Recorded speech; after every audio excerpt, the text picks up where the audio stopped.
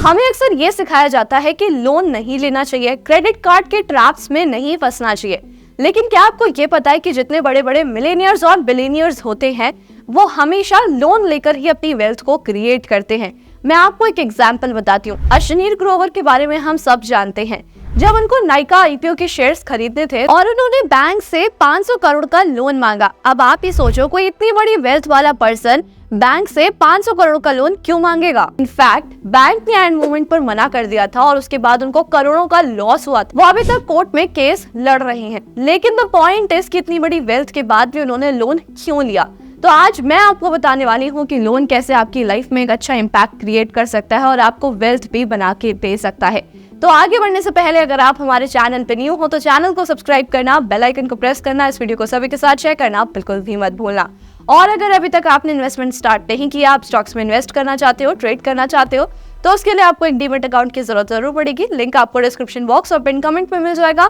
आप फ्री में demat account open करा सकते हो। अब सबसे पहले तो ये जानते हैं कि हम लोग लोन से इतना डरते क्यों हैं। अब आपको मेरी स्क्रीन पर एक ग्राफ दिख रहा होगा, उसमें आप देख सकते हो कि 2023 तक कितने लोगों ने लोन लिया है और लोन टेकिंग का ग्राफ कितना ज्यादा ऊपर चला गया है। अब सबसे ज्यादा जो इंडियन लोन्स लेते हैं वो 3 तरीके के लोन्स होते हैं, या तो पर्सनल लोन, कार लोन या फिर होम लोन। अब सबसे ज्यादा हाई रेट की बात की जाए तो वो पर्सनल लोन्स में होता है। पर्सनल लोन को मैं हमेशा काउंट करती हूँ एक बैड डेट में। बैड डेट क्या होता है? जब हम लोन खरीदते हैं अपनी वांट्स को पूरा करने के लिए, जैसे कार खरीदने के लिए या फिर कोई ऐसा एसेट खरीदने के लिए जिसकी वैल्यू हमेशा डेप्रिशिएट ही होगी, वो होता है बैड डेट। लेकिन वहीं अगर बात की जाए रिच पर्सनालिटी की, तो वो अच्छा लोन लेते हैं, गुड लोन लेते हैं, गुड डेट लेते हैं और उसे रियल एस्टेट में इन्वेस्ट करते हैं, शेयर्स में इन्वेस्ट करते हैं और स्टॉक मार्केट में इन्वेस्ट करते हैं, जिससे कि उनकी वेल्थ ग्रो हो सके। तो सबसे पहला पॉइंट यही है कि लोन लेने से डरो मत। अगर आप एक अच्छा लोन ले रहे हो, अगर आप गुड डेट की तरफ जा रहे हो, तो आपको कभी भी लोन लेने से डरना नहीं चाहिए। अब जरूरी नहीं है कि आपको सिर्फ रियल एस्टेट में ही इन्वेस्ट करना है। गुड डेट लेकर आप एक गाड़ी भी खरीद सकते हो। अब आप बोलोगे कि गाड़ी की वैल्यू तो घटती है, वो तो हमारे लिए डेप्रिसिएशन एसेट हो गया। लेकिन मैं आपको ये बताना चाहूंगी कि अगर आप उस गाड़ी को यूज कर रहे हो एक इनकम जनरेट करने के लिए, आपने उसे रेंट पर दे रखा है या फिर आपने उसे कैब सर्विसेज में लगा रखा है, तो वो आपके लिए इनकम जनरेट कर रही है। कोई ऐसा एसेट जो आपको इनकम जनरेट करके देता है या फिर आपकी वेल्थ को इंक्रीज करके देता है, वो हमेशा गुड डेट में ही आता है।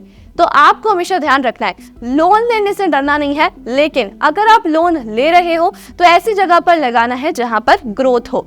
अब बहुत से लोग ये सोचेंगे कि अश्नीर ग्रोवर को तो 500 करोड़ का लोन मिल भी जाएगा, लेकिन हमें 500 करोड़ का लोन देगा कौन? लेकिन आपको हमेशा स्टार्टिंग करनी है थोड़े से। मैं आपको एक एग्जाम्पल बताती हूँ। लिज्जत पापड़ का नाम तो हम सब ने सुना है। आज के टाइम पर वो करोड़ों की फर्म है, लेकिन आपको पता है कि वो स्टार्ट कहाँ से हुई थी? सिर्फ 2 से 3 लेडीज ने मिलकर घर पर 80 रुपए का लोन लिया था और 4 पैकेट पापड़ बनाए थे और उसे सेल किया था, और धीरे धीरे कर वो आज के टाइम पर करोड़ों की फर्म बन चुकी है। तो स्टार्टिंग आपको करनी है थोड़े से, जहां से आपके पास पॉसिबिलिटीज हैं वहां से आप स्टार्ट कर सकते हो सकता है अभी आपको 50 करोड़ का लोन ना मिले, लेकिन बिजनेस लोन तो मिल सकता है ना। बिजनेस लोन लेकर आप बिजनेस में लगा सकते हो, या फिर होम लोन तो मिल सकता है, होम लोन लेकर आप रियल एस्टेट में लगा सकते हो। अब अगर मैं बात करूं बड़े बड़े फर्म्स या फिर बड़े बड़े बिलियनियर्स मिलियनियर्स की, तो वो हमेशा लोन लेकर ऐसी जगह पर इन्वेस्ट करते हैं जहां पर उनका जो रिटर्न है वो ईएमआई से ज्यादा हो। ये चीज भी आपको हमेशा ध्यान रखनी है। जरूरी है कि जो भी आप लोन ले रहे हैं उसे भले ही आप रियल एस्टेट में लगाओ या फिर स्टॉक मार्केट में, तो उससे आपको जो रिटर्न मिल रहा है वो हमेशा आपकी ईएमआई से ज्यादा होना चाहिए। साथ में ना लोगों को ये भी कंफ्यूजन रहता है कि हम इतना सारा पैसा ले लें, लेकिन हमें रिस्क टॉलरेट करना पड़ेगा, क्योंकि अगर हम कोई 1 लाख या फिर 2 लाख का लोन ले भी रहे हैं, एक बिजनेस, छोटा बिजनेस सेटअप भी कर रहे हैं, तो क्या पता वो चले या ना चले। और साथ में अगर हम वही 2-3 लाख का लोन लेकर स्टॉक मार्केट में लगा रहे हैं और पैसा डूब गया, तो हमें लोन भी चुकाना पड़ेगा और साथ में हमें सारा लॉस भी फेस करना पड़ेगा।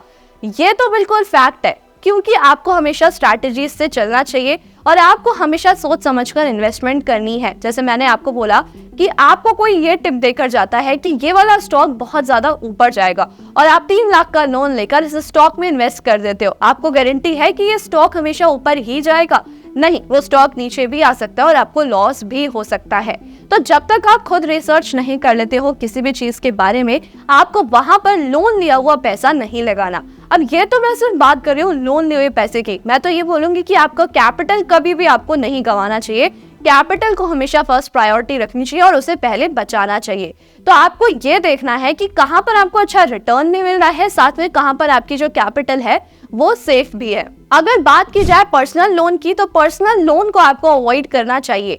सबसे बड़ा रीजन उसका यही होता है कि आपका जो इंटरेस्ट जाता है ना, वो उसमें काफी ज्यादा जाता है। अब अगर आप पर्सनल लोन लेकर कोई गाड़ी खरीद रहे हो या फिर घड़ी खरीद रहे हो, तो इन दैट सिचुएशन वो वेस्ट ऑफ मनी ही है, वो एक बैड डेट ही कहलाएगा। अगर आपको गुड डेट में जाना है तो होम लोन, एजुकेशन लोन भी एक अच्छा डेट होता है, क्योंकि जब तक आप खुद पर इन्वेस्ट नहीं करोगे तब तक आप अपने आप को इंक्रीज नहीं कर सकते हो। तो खुद के ऊपर इन्वेस्टमेंट भी सबसे बड़ा इन्वेस्टमेंट होता है।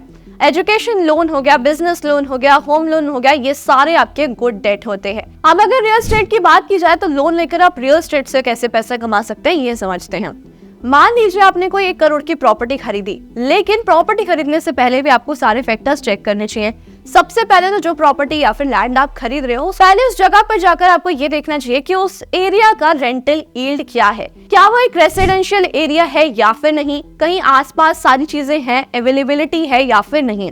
जब तक आप रेंटल यील्ड कंफर्म नहीं करते हो सकता है कि आपको रिटर्न का आइडिया ना लग पाए। जब हम गूगल पर रेंटल यील्ड देखते हैं तो वो हमेशा श्योरिटी से हमें नहीं दिखाई जाती, तो रेंटल यील्ड को कंफर्म करना बहुत ही ज्यादा इंपॉर्टेंट होता है। अब आपको ये 3 फैक्टर्स हमेशा ध्यान रखने हैं। आपको एक ऐसी जगह पर प्रॉपर्टी खरीदनी है जहां पर अच्छा खासा रेसिडेंशियल एरिया हो और साथ में सारी चीजें अवेलेबल हो। अब इससे रिलेटेड आपको थोड़ी सी कैलकुलेशंस भी करनी होंगी। आप ये कैलकुलेट कर सकते हो कि जो लोन आप ले रहे हो उस पर आपको कितना EMI पे करना है और कितना रेंट आपके पास जनरेट होगा। अब उस रेंट से ही आप अपनी EMI को भर सकते हो। तो आपके पास एक फ्री मनी भी आ गया और साथ में आपके पास एक प्रॉपर्टी भी आ गई। कुछ सालों बाद आपके पास उस चीज की ओनरशिप होगी और जो कंप्लीट रेंट होगा वो आपके पास आएगा।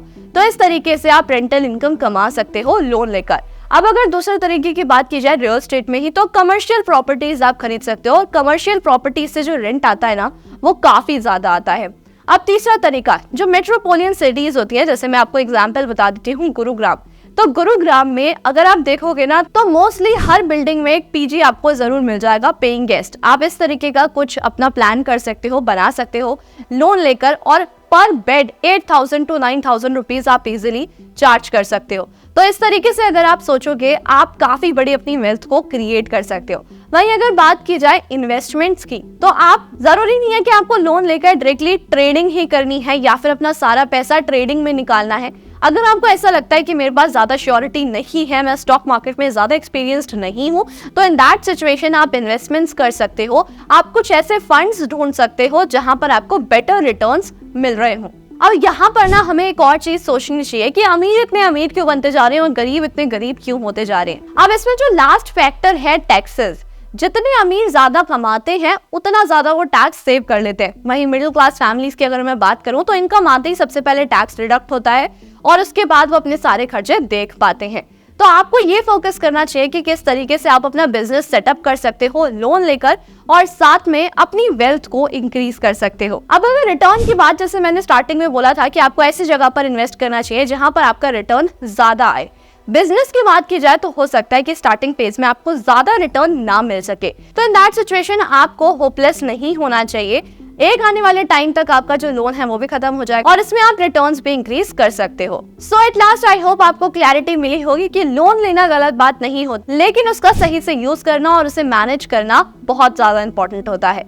इस वीडियो को जितना हो सके उतना शेयर कर देना। अगर आपको इन्वेस्टमेंट स्टार्ट करनी है तो डीमैट अकाउंट ओपन जरूर कर लेना, लिंक आपको डिस्क्रिप्शन बॉक्स और पिन कमेंट में मिल जाएगा। स्टिल अगर आपको कोई भी कंफ्यूजन है आप मुझे कमेंट करके बता सकते हो। ये वीडियो आपको कैसा लगा ये भी कमेंट करके जरूर बताइएगा और ऐसे इन्फॉर्मेटिव वीडियोस को देखने के लिए हमारे चैनल को सब्सक्राइब करना, बेल आइकन को प्रेस करना बिल्कुल भी मत भूलना। Thank you so much.